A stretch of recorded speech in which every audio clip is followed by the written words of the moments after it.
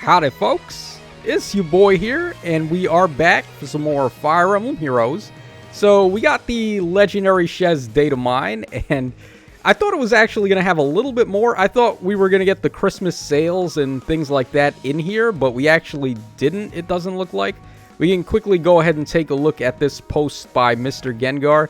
He says, no New Year's units in this update, which means a Datamine in New Year's Eve. I love you, insist. No, I don't. Normally, this actually happens.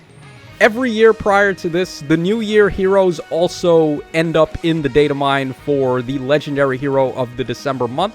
And for some reason, this time that didn't happen, which is kind of interesting. I'm wondering when we're actually going to get that Datamine. Usually they do leak a little bit early, but I'm not sure at this point when that's going to be. Also, we didn't get any Christmas sale packs in this update, so they're probably going to be in the update that has the New Year units. Regardless, though, I want to quickly talk about this new Chez and talk about my thoughts on her, which apparently I'm giving some hot takes about her compared to the rest of the community. People think this Chez is an amazing unit, and I do think she is a good unit. I just don't think she's anything special or spectacular. I'm actually kind of underwhelmed by her, honestly. So we're going to compare her to a couple of units that I have pulled up here, and we're going to get to the bottom of whether or not this unit is worth your orbs or worth your investment. So starting things off, we have her artwork here, which is actually quite good. They did a pretty solid job here for the legendary Chez artwork. So that is nice to see. I especially like this one, though. The colors really pop here. They're very vibrant, so that's always good.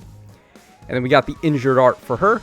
So let's go ahead and take a look at her stat line, courtesy, of course, by Mr. Gengar and Tsukasa. Shoutouts to the homies, by the way. They are always holding it down with the Datamines. So, I forgot to do BST as well, so we'll pull up the calculator while we're here. Alright, so we got 40 HP. We have 43 attack. We got 44 speed. We got 31 defense, and then we have 25 res. That's going to give her a 183 BST overall, which is pretty good for a ranged infantry type. Normally, they're in the 180 range by this point, but she's going to break 185. Not that it matters for scoring purposes, because she is a legendary hero, so she's going to get the boosted BST from her legendary effect. But, I mean, still, it is nice to get the extra stats. And we do see it here with defense and res being not necessarily dumps. Like, her res is low, but it's not a dump. And then HP, I think HP is probably the only thing about her that I would say is mid. Keep in mind, she is getting a flat speed up 5 from her weapon. Normally, these Brave weapons do a speed or defense and res reduction. Hers is the opposite. She's getting speed up 5 from her weapon effect already. So that's actually quite good for her. Okay, let's see if we have the Boons and Banes yet. That's one thing I'm not aware of. I would hope she has plus attack. She really could use every little point of attack that she can get. Alright, let's see. Is anyone out here with the IVs? Okay, here we go. Shoutouts to Arlene Rose. Super Boons and Banes looks like plus attack. Okay, that is very good. And then she's got Banes on HP, speed, and res. Alright, as long as we have plus attack in there, we're good to go. She doesn't care too much about plus speed because, as I said, her weapon is already doing plus 5. So, why am I so down on this unit? Let's actually go ahead and dissect that a little bit. So here, let me make this a little bigger.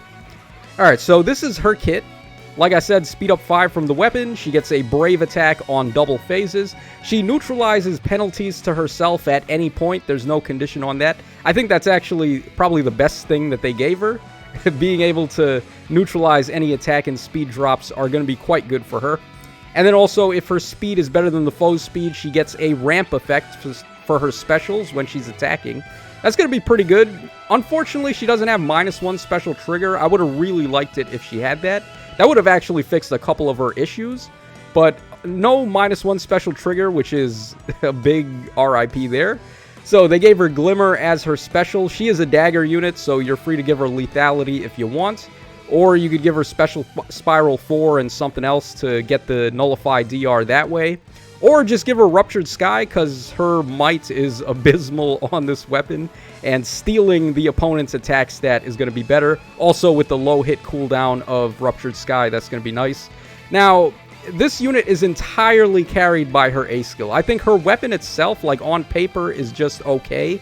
It's not anything insane compared to, like, relative to the other units we've seen, but her A skill is doing quite a lot here. So if she initiates, or if she's in 2 spaces of an ally, she just gets all stats up 8. Very big numbers there. All stats up 8 is quite good. And then also, if she initiates combat, she gets 2 separate conditions to activate an effective against all weapon types effect there.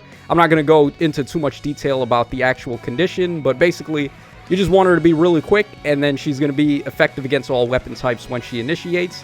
Now, the problem here is it only works when she's initiating. A lot of people yesterday were saying give her speed preempt so she could run like a Vantage kind of style of play, but you're not getting the effective against all weapon types when you're using Vantage. So it's entirely possible that this unit is going to just barely miss a couple of KOs when she's only got 8 might, and even with the Brave attack, she could run into some trouble with Vantage. So I'm not entirely sold on giving her speed preempt. Now, another option that people were throwing out was going for Wind Sweep or Water Sweep, and then giving her the Null Follow-Up Seal. Now, I like that a little bit better. I think the concept of that is going to work out certainly better than speed preempt. But another issue with that is you gotta mix it up between Wind Sweep and Water Sweep. You're not gonna know if you're fighting a dragon or if you're fighting like a physical type unit. It's never really set in stone what kind of bait the enemy is gonna have, or like what their main defender is gonna be, because we have so many good dragons right now. Like, I feel like dragons actually have more good options for baiting than the other weapon types do at the moment. So a little unfortunate that you're not going to always have the Fire Sweep effect, so you may miss out on the full ability to do a quad attack in those instances. But otherwise, I think that's probably her best bet, is to go Wind Sweep or Water Sweep with the Null Follow-Up Seal. Also, people threw out Special Spiral 4, which is another good option for her, because you'd be able to just quick charge into a special. Lethality might not be too bad, but then Lethality doesn't really combo too well with Special Spiral, because both of them, the main selling point is they nullify DR. So you'd probably want to go with like Luna or maybe Ruptured Sky again. I say Luna because after you activate it once, she's just going to start with 1 hit cooldown on Luna after Special Spiral gives her the ramp, and then she's going to hit them twice. The first hit, even if the enemies have guard, is going to get her down to 0 cooldown for Luna. And then the second hit is just going to be a Luna to the face, nullifying DR in the process and getting +5 special damage from Special Spiral 4. So that's another pretty solid option for her. But see, my main issue with this unit is that she's just primarily a damage dealer that does nothing else at all. She doesn't offer any kind of support. She's not going to be that strong on the enemy phase either, as I already brought up with the speed preempt thing. So she's just like Hatari Karla all over again. She can delete whatever she hits, but the same is going to be true to her, and also she doesn't control enough space. I don't feel like her mobility is going to be quite good enough to compete with some of the other crazy ranged threats. So let me go ahead and compare her to Arvel real quick. So Arvel, of course, is also from 3 Hopes, and believe it or not, I do actually like Arvel a little bit better than her. So Arvel's weapon has -1 special trigger, and then it also inflicts guard on the foes in 3 rows and 3 columns centered on him, as long as his res is better than theirs. Already, this is offering team support, and you're going to be able to just shut down a lot of the foes by inflicting guard on them. This is good in every mode, basically Summoner Duels, Aether Raids, wherever you're running this Arvel. He's going to be able to supply a lot of help to the team just by inflicting guard like that. And unfortunately for Chez, she's very, how do I say this, very like self-reliant. She's not trying to help other people out. She's just trying to do all the work by herself, and that's not always the greatest. Arvel also gets all stats of 5. He gets 20% bonus damage based on his res, which I would say probably equals out with her getting effective against all weapon types, because effective damage is a 20% buff. So, like, him getting 20% of his res as a bonus in damage is basically equivalent to that. And he also stops the foes from doing a follow-up. Not always going to matter if they have null follow-up, but still, it's nice for him to have against certain other units that don't have it. Alright, and then his A skill, I think his A skill is also better than Chez's. He gets attack and res up 9, and then he gets triangle advantage against red, blue, and green enemies, which is pretty strong. It also gives him a guaranteed follow-up, which he definitely wants, because he's not exactly the fastest tool in the shed. He's only got 27 speed. So why is this better? Why do I think triangle advantage is better than getting effective type damage? Well, that's because triangle advantage also raises your bulk. It's giving you defense when the enemies are attacking. You're cutting their damage by 20%, and you're raising your own damage by 20%. Whereas this is only doing 20% bonus damage when you're attacking. So I do prefer duality over Swift Slice. I feel like Arvel is a more solid unit, and he's definitely a more well-rounded unit. He does support, he does damage, he's not necessarily easy to get rid of, so I would put more value into him. Alright, let's go ahead and take a look at a infantry dagger type now. So we have Ascended Joshua here. The reason why I wanted to bring him up is because he's probably going to play a similar role to this Chez. They have a couple of key differences between each other, whereas this guy, he's getting the fire sweep effect built into his weapon, and he's also... Is that it? Okay, yes. So he's got the fire sweep effect built in, which is a little bit more clutch. Like I said, you're not going to know if their main defender is a dragon or not. So just having fire sweep is a little better than having wind sweep and water sweep. And the advantage that Chez would have over him is that she has the ability to just naturally go for a quad hit, whereas Joshua is not able to do that. But see, the thing is, it's not that hard to just give this guy Catria support or the brand new Cordelia support if you wanted to. So he would be able to do quad hits if that was the case. And I feel like him doing quad attacks is more dangerous because he doesn't have to worry about getting hit by a counterattack. Full-on fire sweep is better than wind sweep / water sweep. So he can just hit them 4 times in a row, and it's more deadly if he just claps them with a lethality as opposed to Chez hitting them twice, not being able to make it up to lethality, and then possibly getting killed by the enemy's counter hit because she's not really all that good defensively. So that's one comparison there. We also have Yuri as well. Now, Yuri is nowhere near as offensively capable as Joshua or Chez happens to be. But, of course, Yuri still dominates the game, and that's mainly because he controls way too much territory when he's on the map. He can move 3 spaces, and he has Kanto 2. Neither Joshua nor Chez have access to Kanto. So this guy just flat out having Kanto 2 is really powerful for him, and as much of a wall breaker as Chez and Joshua just happen to be, even though Yuri isn't quite as potent as they are offensively, he's still strong enough generally to get KOs. He doesn't need to be a wall buster, he just needs to threaten their other attacking and offensive units, and that's usually just good enough. As long as he can attack them and then get out of the way to safety. He also has foul play as well, which is a pretty clutch assist that only he's got. So he is offering a little bit more support as well than either Chez or Joshua would be. So I would also put more value in Yuri than I think I would on Chez, even though they're kind of different in terms of what they're trying to do. But like, this game is all about controlling space.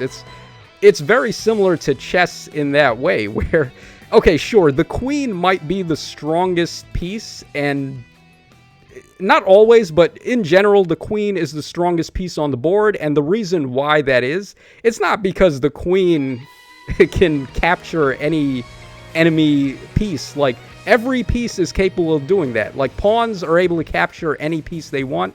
Same goes for knights and bishops and rooks. So why is the queen the best piece? It's because the queen has the most mobility. The queen covers the most squares, and that makes it the most of a threat out of all the other pieces. So I feel like something similar to that can apply here.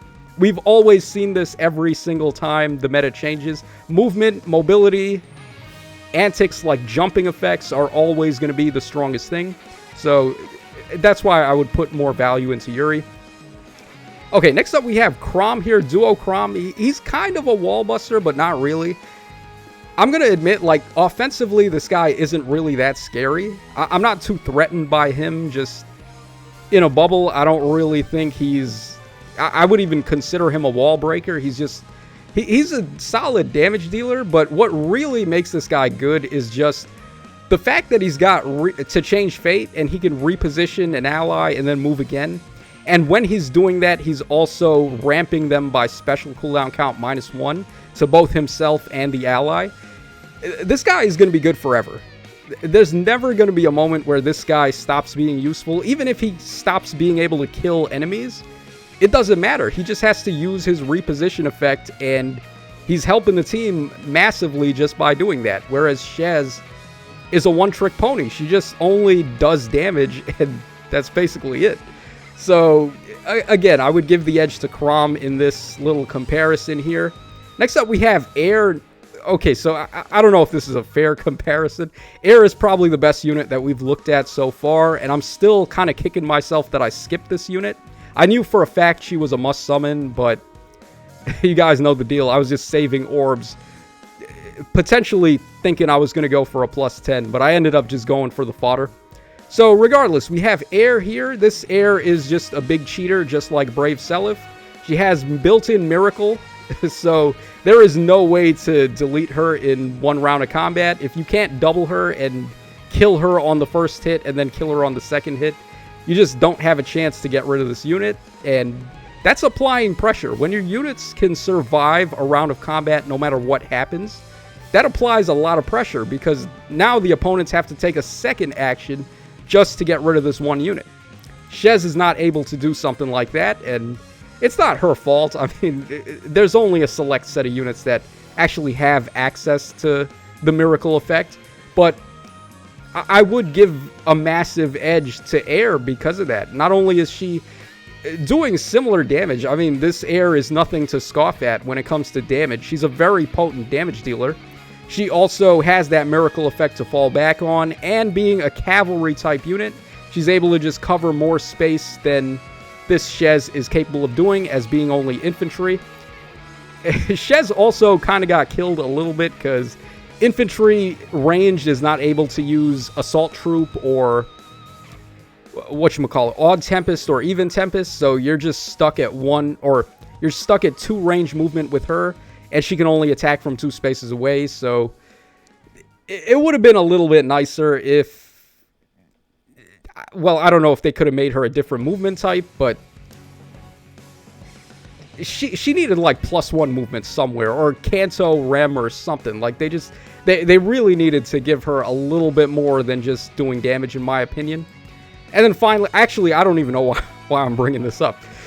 We have Legendary Veronica here. I guess it's because she was the last Legendary released prior to us getting Chez.